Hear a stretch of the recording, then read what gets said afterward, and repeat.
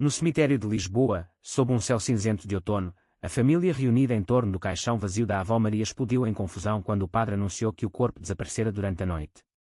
O choque se espalhou como um incêndio, com tios e primos acusando uns aos outros de negligência ou pior, enquanto o neto ausente, João, o que todos sabiam ser gay, era o único nome não pronunciado em voz alta, mas sussurrado com veneno nos cantos. Ninguém imaginava que aquele vazio no caixão era o começo de uma revelação que destruiria segredos guardados por décadas, forçando cada um a confrontar suas próprias mentiras. João acordou naquela manhã com o telefone tocando insistentemente. Ele morava num pequeno apartamento em Alfama, o bairro antigo de Lisboa, onde as ruas estreitas ecoavam com fados tristes à noite.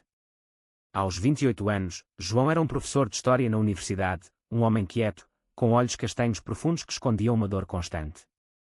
Ele ignorou a chamada da mãe pela terceira vez, sabendo que era sobre o funeral. Porque eu iria. Eles me expulsaram da família há anos, pensou ele, enquanto preparava o café. Mas algo no peito apertava, uma mistura de raiva e saudade pela avó que sempre o defendera. Enquanto isso, no cemitério, a tia Isabel, uma mulher de 55 anos, rígida e devota, chorava dramaticamente, mas seus olhos dardejavam acusações para o irmão, o pai de João. Foi culpa sua, Manuel. Você e sua teimosia com o menino. Se ele estivesse aqui, talvez isso não tivesse acontecido. Manuel, um homem de 60 anos, empresário conservador de Porto que se mudara para Lisboa por negócios, apertava os punhos. Ele nunca perdoara João por escolher ser gay, como ele dizia. Ele não é mais da família desde que nos envergonhou, resmungava Manuel para si mesmo. Mas o caixão vazio o inquietava, Maria, sua mãe, sempre fora misteriosa nos últimos anos, guardando segredos que ninguém ousava questionar. João finalmente atendeu o telefone quando viu uma mensagem de texto de seu primo Miguel: o corpo da avó sumiu. Venha agora. Seu coração parou. Miguel era o único da família que ainda falava com ele, secretamente, um jovem de 25 anos lutando com sua própria identidade. João vestiu-se rapidamente e pegou o metrô para o cemitério, o peito batendo forte. Chegando lá, ele se escondeu atrás de uma árvore, observando a cena caótica. Policiais chegavam, questionando todos. Roubo de corpo. Quem faria isso? Ouvia-se. João sentiu um calafrio. Ele sabia que a avó deixara uma carta para ele, entregue por um advogado dias antes, mas ele a ignorara, temendo mais dor. A investigação começou imediatamente. O detetive Carvalho, um homem de meia idade com bigode grisalho, interrogava a família. Alguém tem inimizades? Dívidas. Isabel apontou para Manuel. Meu irmão brigou com a mãe por causa do neto. Ele queria deserdá-lo. Manuel negou veementemente, mas suor escorria de sua testa. João, ainda escondido, lembrou-se da última conversa com a avó, 2 anos atrás, em sua casa em Sintra. Meu menino, a família é cega, mas eu vejo você. Um dia, eles pagarão pelo que fizeram. Ele tremeu, seria possível que ela tivesse planejado isso. Enquanto o sol se punha, a família se dispersou para o hotel próximo, mas a tensão era palpável. Manuel ligou para João, pela primeira vez em anos, mas desligou antes de atender. Ele não virá. Bom ridance, murmurou. Mas João, agora em casa, abriu a carta da avó. Querido João, se você está lendo isso, é porque parti. Mas não sem deixar uma lição. Meu corpo não está no caixão porque eu o doei para a ciência, anonimamente, para que ninguém soubesse. Mas há mais, eu gravei conversas, segredos da família que provam hipocrisia. Encontro o pendrive na minha casa. Uso com sabedoria. João gelou. Aquilo era uma bomba. Naquela noite, Miguel encontrou João num bar escondido em Bairro Alto. Primo, o que está acontecendo? A polícia acha que foi roubo. João mostrou a carta. Miguel, com olhos assustados, confessou: eu também sou gay, João. Mas tenho medo de contar. Eles conversaram por horas, compartilhando dores. João decidiu, ele iria à casa da avó em Sintra no dia seguinte, mas sozinho. A família não merecia saber ainda. No amanhecer, Manuel acordou com pesadelos. Ele se lembrava de discussões com a mãe sobre João. Você o destruiu, filho. Ele é inocente.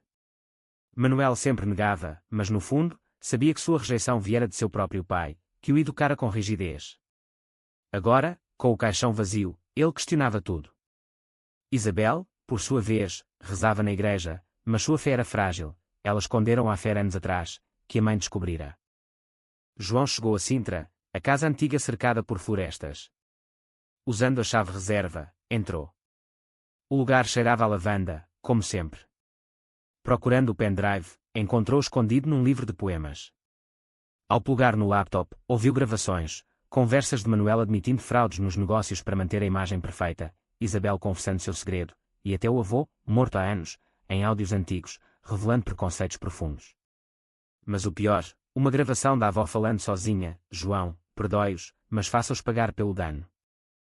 A tensão crescia. João debateu internamente, revelar tudo e destruir a família, ou guardar e seguir em frente. Ele escolheu confrontar. Ligou para Miguel: venha aqui. Precisamos planejar. Enquanto esperava, pensou na sociedade portuguesa, ainda conservadora em muitos aspectos, onde ser gay significava lutas diárias contra preconceitos.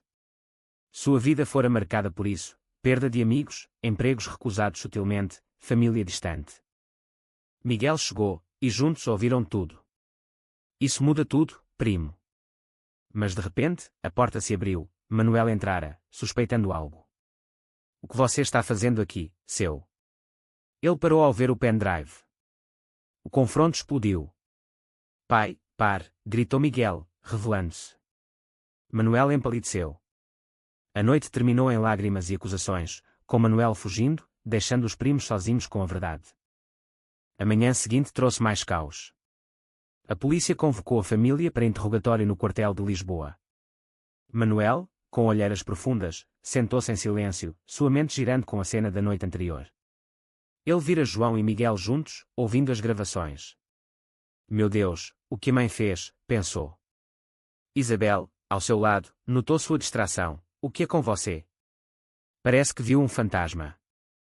Ele balançou a cabeça, mas o detetive Carvalho notou. João e Miguel decidiram não revelar nada ainda. João voltou ao apartamento, ponderando o peso daquelas gravações. Ele se sentia traído pela família, mas também culpado por não ter lutado mais. Eu poderia ter sido mais forte, murmurava para si mesmo. Seu namorado, Pedro, um artista de 30 anos com cabelo cacheado e sorriso caloroso, ligou: amor, ouvi sobre a avó. Venha para casa. Mas João recusou. Pedro não sabia da profundidade do drama familiar. No quartel, Carvalho questionou Manuel: senhor, onde estava na noite do desaparecimento? Manuel gaguejou uma alibi fraca. Isabel interveio: ele estava comigo, discutindo herança. Mas Carvalho farejou mentira. Enquanto isso, rumores se espalhavam na família, primos cochichavam sobre João: ele deve estar envolvido, por vingança. João encontrou Pedro num café encheado. Minha avó deixou provas de hipocrisia familiar. Meu pai fraudou, minha tia traiu. Pedro ouviu, olhos arregalados. Você vai expor. Pense no custo. João assentiu: sim, mas Miguel também é gay. Ele precisa de apoio. Pedro, que sofrera rejeição similar de sua família no Alentejo, entendeu: então lute, mas não perca sua alma. De volta ao hotel, Manuel confrontou Isabel. A mãe gravou tudo. João tem as provas. Isabel empalideceu: meu affaire. Se souberem, minha reputação na igreja. Eles tramaram recuperar o pendrive a todo custo. Manuel ligou para um velho amigo, um detetive particular, para seguir João. João sentiu olhos sobre si ao caminhar por Lisboa. Paranoia crescia. Em casa, copiou as gravações para a nuvem. Miguel mandou mensagem: pai me pressionou. Quer que eu traia você? João respondeu: resista. Somos família verdadeira. O dia avançou com tensão. Na universidade, João lecionava sobre história portuguesa, mas sua mente vagava. Um aluno perguntou sobre discriminação no passado. João respondeu passionado: a sociedade evolui, mas feridas permanecem. Após a aula, recebeu uma ligação anônima: devolva o que é nosso, ou sofrerá. Ele desligou, coração acelerado. Pedro insistiu em encontrar Miguel. Num parque em Belém, os três se reuniram. Miguel, nervoso, contou: meu pai me ofereceu dinheiro para pegar o pendrive. João abraçou-o: não caia nisso. Lembre da avó. Eles planejaram revelar tudo numa reunião familiar. Manuel, no escritório, lutava com consciência. Lembrou da infância em Porto, pai rigoroso ensinando: homens não choram, não fraquejam. Sua rejeição a João era eco disso. Eu o amo, mas não posso aceitar, confessou a si mesmo. Isabel, em casa, rezava, mas dúvida crescia: Deus perdoa, mas a sociedade não. A noite caiu com uma reunião forçada no hotel. Família toda lá, menos João. Manuel anunciou: o corpo foi doado, como a mãe queria. Mas há segredos. Mentira para acalmar. Mas um primo, sabendo de boatos, questionou: e João? Ele sabe algo. João, com Pedro e Miguel, invadiu a reunião. Sim, eu sei. Ele tocou uma gravação, voz de Manuel admitindo fraude. Caos. Acusações voaram. Isabel gritou: traição. Manuel avançou: seu ingrato.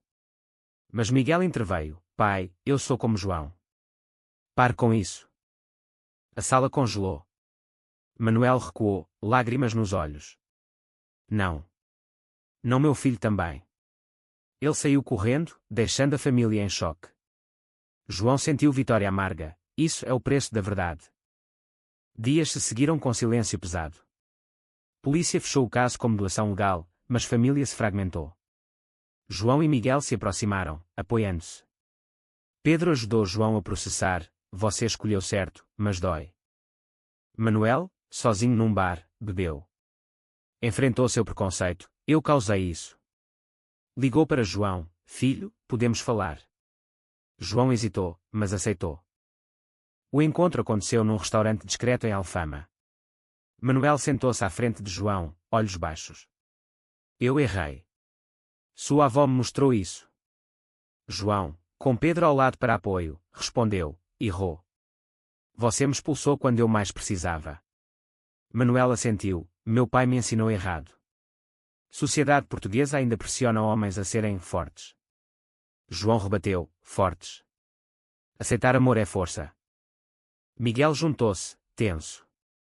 Pai, eu escondi por medo de você. Manuel chorou: perdoem-me. Mas João questionou: e as fraudes? Você pagará. Manuel prometeu: vou-me entregar à polícia. Isabel, sabendo, fugiu para o norte, evitando escândalo. A família se reuniu novamente, forçada pela verdade. Primos debatiam: João tem razão, preconceito é arcaico. Outros defendiam tradição. João falou: a avó quis nos acordar. Pagamos com dor. Decisões foram tomadas, Manuel se entregou, enfrentando julgamento. João lutou internamente: perdoar ou não. Pedro aconselhou: perdão não é esquecer, é seguir. Miguel saiu do armário publicamente, ganhando apoio online, mas perdendo amigos conservadores. Meses passaram. Manuel, em prisão domiciliar, escreveu cartas a João: estou mudando. João visitou, conversas difíceis sobre identidade. Sociedade ao redor ecoava: em Lisboa, paradas gay cresciam, mas preconceitos persistiam em famílias. João e Pedro fortaleceram relação, planejando futuro. Mas traição veio: um primo, invejoso, vazou gravações para a mídia. Escândalo explodiu, família proeminente em fraude e hipocrisia. João enfrentou repórteres: isso é sobre verdade, não vingança. Isabel retornou, confrontando João: você destruiu tudo. João rebateu: vocês me destruíram primeiro. Ela partiu, quebrada. Miguel sofreu bullying no trabalho, mas João o apoiou: somos resilientes. Eles fundaram um grupo de apoio para jovens LGBT em Portugal. Manuel, livre após acordo, buscou terapia. Eu via gay como fraqueza, mas era minha. Ele reconectou com filhos, devagar. João refletiu: escolhas tiveram preço alto, perda de privacidade, mas ganho de liberdade. Valeu? Perguntava-se. O escândalo abalou Lisboa.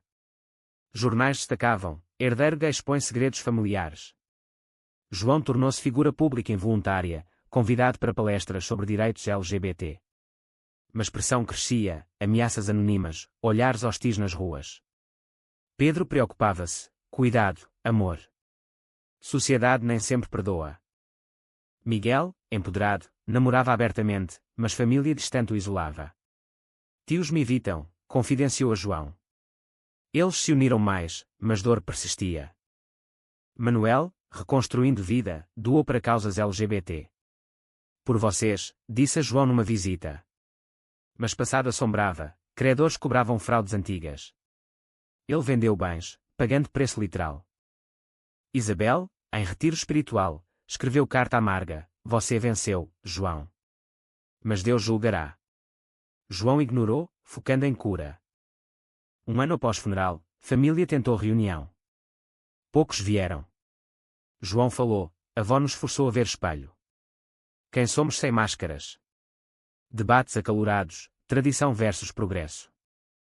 João debateu internamente: revelar mais.